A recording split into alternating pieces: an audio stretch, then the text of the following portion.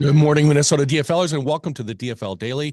Richard Karlbaum here, chair of the Minnesota Democratic Farmer Labor Party.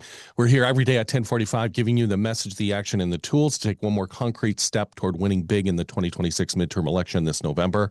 I have a big announcement as we head into our state central committee meeting this Saturday in Waconia. As you know, Republicans have spent the past year making it more expensive for basic things like food and groceries. There's been an increased demand for food shelves across the country after Donald Trump cut $1 billion in funding that food shelves and schools count on to feed families.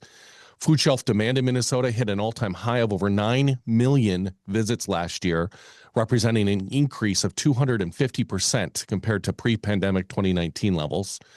Food shelves across the country have spent the past year strapped to meet that demand. As Democrats, we show up for our neighbors. We don't look down. We look to one another, and we lock arms, and we figure out how we step forward and support our community. And we know how to help in times of need, and that's what we're going to be doing here. So on Saturday, the DFL is happy to be a collection point for Gather and Grow Food Shelf at our State Central Committee meeting at Waconia High School this Saturday, July 18th. It's our responsibility to be good neighbors when we visit a community, and that's exactly what we'll be doing here.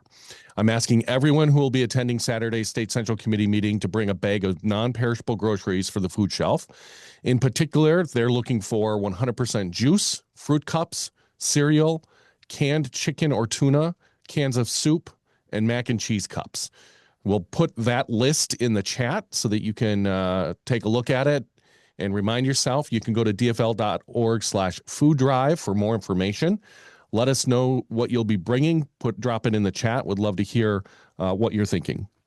All right, before we get into today's topic, there's a couple events in the days ahead. Check out Crow Wing County's mobile office in Crosby today from noon to 4. And then tomorrow, there's a rural rally for democracy in Chatfield at 6 p.m.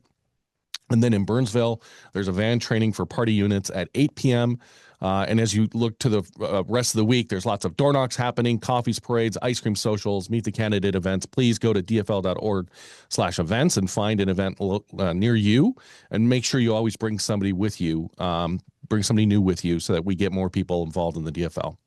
All right, as promised, today we're going to go over what we're hearing at the doors around the Republican harm to healthcare, who cares about it and why. Today's call is meant to give you extra tools during your conversations when you're out on the doors. And what's amazing is we've been collecting this data for over a year, right? We started door knocking last June, and we've been collecting information as much as we can. And by far, the top two areas where healthcare gets brought up are CD1 and CD7, so rural parts of our state. Specifically, and to no one's surprise, it's largely coming from Rochester as well as Mankato and Moorhead. Of those who brought up healthcare at the doors, over half were women over the age of 35.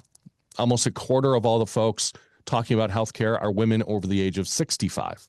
And finally, almost 2/3 of all people bringing up healthcare as a topic, as a top issue, are between the ages of 35 and 49 or over 65 years old. So what does that tell us? It tells us that healthcare is a kitchen table issue. It's a security issue, knowing you have access to healthcare and that you won't have to travel hours for essential care. It's an issue hitting people in the moments they need it most.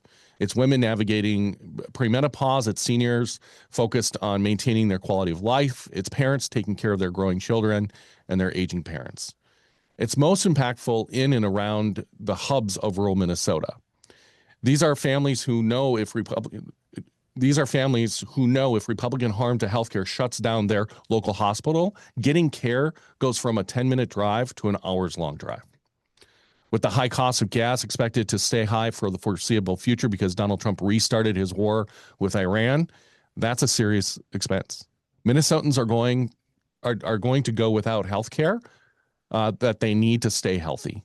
So it's not just Republicans cut trillions from Medicaid. Republicans are taking your time and money directly by making it harder to get health care in reality. Here are a couple of quotes from people who we're hearing from at the doors. I think it's important to hear from them in their own words. So many of these are just heartbreaking, but it's what Minnesotans are feeling right now. Quote, we heard from a voter: "My young relative is living with me, who is currently uninsured. I want to see change. Enough with the BS." Here's another quote from a voter. I have a young kid and I want him to have a good life and be able to provide him with good health care. And then our last quote, I'm working 2 jobs to pay my dad's medical bills and he's passing away. We can just sit with that for a minute. That's what's at stake. These are people that we're fighting for. So for many of you, it's your family and friends and neighbors. This is an issue that is core to our values as Democrats. And it's one our Minnesota elected officials have been championing for years. In our state, we believe that healthcare is a human right. And so do voters from every part of the political spectrum. But elected Republicans took away access to healthcare for millions around the country. Here in Minnesota, they blocked anything meant to try to save our local hospitals. We said this yesterday, though. This harm is coming from up and down the ticket. So here's the good news. 97% of people at the doors told us that healthcare is an important issue for them, that they're either leaning towards voting for the DFL or haven't made up their minds yet. 97%. That's amazing.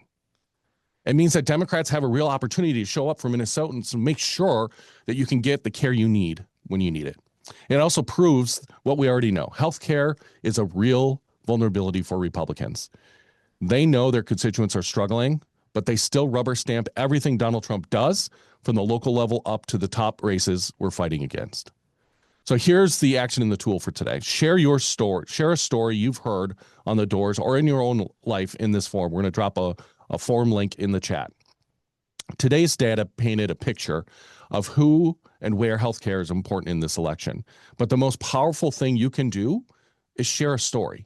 That's how we connect with people and bring this data to life in conversation. Thank you, everybody, for being on the call today. We got 112 days until the November 3rd midterm election. We're doing this together. Let's go win this thing.